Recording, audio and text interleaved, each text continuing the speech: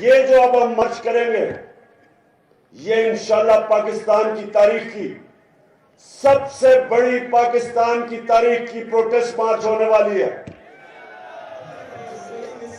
یہ ہم اپنے آئین اور قانون کے بیچ میں رہیں گے. ہمارا حق ہے پرامن احتجاج. پرامن احتجاج ہوگا اور انشاءاللہ یہ جو اس باری ہم اسلام آباد کی طرف آئیں گے، رانا ثناءاللہ تم اور شہباز شریف الٹے بھی لٹک جاؤ کچھ نہیں کر سکو گے. اچھا اب پنڈی آپ سب عہدیدار ہیں، ابھی میں آپ سے حلف لوں گا، لیکن اس سے پہلے میں آپ کی ساری پنڈی کی قیادت کو کہنا چاہتا ہوں کہ آپ نے ہر عہدیدار کو پیمفلٹس دینی ہے حقیقی آزادی کی. اور یہ جو پیمفلٹس ہیں یہ آپ نے ڈور ٹو ڈور جانا ہے. آپ سب نے میرے سے وعدہ کرنا ہے کہ آپ نے ہر یونین کاؤنسل میں ایک گھر نہیں جو آپ نے نہیں چھوڑنا.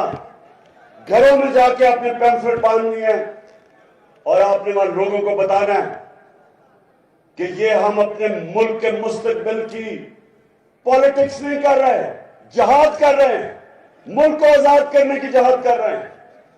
تو آپ نے سب نے میرے سے وعدہ کرنا ہے کہ اب سے لے کے تھوڑی دیر میں کال دوں گا، اب سے لے کے کال تک آپ نے ہر روز اپنے یونین کاؤنسل کے ایک گھر کور کرنا ہے، ایک ڈور ٹو ڈور جانا ہے. اور میں اپنی خواتین کو بھی کہہ رہا ہوں کہ آپ نے بھی سب نے پورا پروگرام بنا کے کوئی علاقہ نہیں چھوڑنا آپ نے. اور آپ حیران ہوں گے، لوگ آپ کی انتظار کر رہے ہیں، قوم تیار بیٹھی ہے، آپ کی منتظر ہے. وہ چاہتے ہیں کہ پارٹی کی تنظیم ان کو لیڈرشپ دے اور وہ لیڈرشپ آپ نے دینی ہے.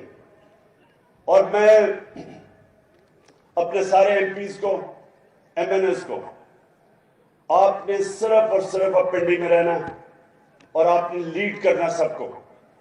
لیڈرشپ کا کام ہے. میرے ایم این ایز اور ایم پیز آپ کا کام ہے کہ پورا پنڈی اور اس کے جتنے بھی علاقے ہیں سارے جو یونین کاؤنسل سب کور کرنے آپ نے. میں اپنے آفس سے، چیئرمین کے آفس سے میں ہر روز مانیٹر کروں گا کہ کس کی کیا پرفارمنس ہے. جو پرفارم کرے گا وہ اس پارٹی میں اوپر آئے گا، جو پرفارم نہیں کرے گا، جو اس بار پرفارم نہیں کرے گا، مجھے یہ نہ کہنا کہ جی میرے سے زیادتی ہوگی جب ٹکٹ دینے کا وقت آئے گا.